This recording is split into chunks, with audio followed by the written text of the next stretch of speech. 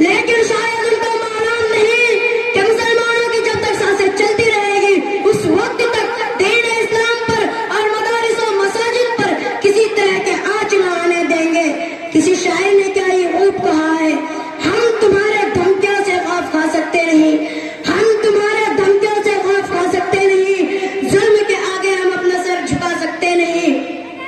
برادران ملت، اگر وطن ہماری جان مانگے تو جان دیں گے، اور اگر ہمارا مال مانگے تو مال دیں گے، اگر وطن ہمارا تن من دھن مانگے تو سب کچھ دیں گے۔ لیکن یہ نہیں ہو سکتا کہ مسلمان نبی صلی اللہ علیہ وسلم کی جان جلال دے، یہ نہیں ہو سکتا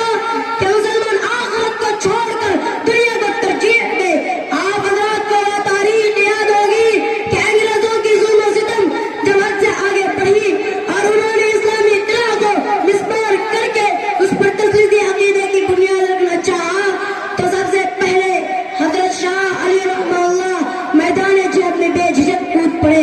اور انگریزوں کے خلاف نہایت جنگ قائم کیا اور اس بات کو تہیہ کریا کہ غلامی کی زنجیر کے ٹکڑے ٹکڑے کر کے ہی دب لیں گے، جس کے نتیجے میں مسلمانوں کو کن کن مراحل دشوار گزر گھاٹیاں اور وادیوں سے گزرنا پڑا، وہ تاریخ کا ایک المناک باب ہے۔ کسی شاعر نے کیا ہی خوب کہا ہے، ٹل نہ سکتے تھے اگر جنگ میں اڑ جاتے تھے، ٹل نہ سکتے تھے اگر جنگ میں اڑ جاتے تھے، 5 شیروں کو بھی میدان سے اکڑ جاتے تھے، مجھ سے شرکس ہوا تو بگڑ جاتے تھے، مجھ سے شرکس ہوا تو بگڑ جاتے تھے، تیر کیا چیز ہے ہم توپ سے بھی لڑ جاتے تھے۔ ملت برادران اسلام و ٹیپو سلطان ہی کی ذات تھی جنہوں نے یہ طے کر کے گیدڑ کی 100 سال کی زندگی سے شہر کی 1 دن کی زندگی بہتر ہے، لوگوں کے لگے مردہ میں آزادی کی بڑھتی لہر دوڑا دی تھی اور خود بھی انگریزوں کے خلاف برسرے پیکار رہے، یہاں تک کہ میسور کی دھرتی پر ان کا آخری قطرہ بھی آزادی کے خاطر بہا کر شہید ہو گئے۔ ملت اسلامیہ کے غیور نوجوانوں، اپنے غفلت کے چادر چاک کر کے اگلا ہوش کا ذرا پہن لو، اپنے تقدیر کو سنوارو، اپنے اندر انقلاب پیدا کرو، قوموں کی تقدیر خود بنائی جاتی ہے۔ رب کریم نے ارشاد فرمایا، ان اللہ لا یغیر ما بقوم حتی یغیروا ما بانفسہم، یہ ایک ٹھوس حقیقت ہے۔ شاعر کہتا ہے، خدا نے آج تک اس قوم کی حالت نہیں بدلی، خدا نے آج تک اس قوم کی حالت نہیں بدلی، نہ جس کو خیال خود اپنے حالت بدلنے کا۔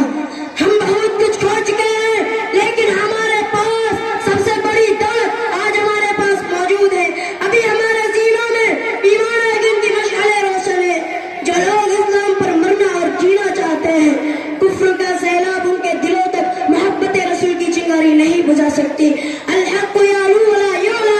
یعنی حق ہمیشہ غالب اور سربلند رہتا ہے، اس کو کوئی چیز مغلوب نہیں کر سکتی۔ محترم سامعین، تحفظ ایمان کے لیے عہد نبوی اور عہد صحابہ کی یادیں ہمارے لیے کافی ہے۔ کیا ہمیں معلوم نہیں کہ غزوہ بدر میں صحابہ کی تعداد صرف 313 تھی، لیکن ان کے پاس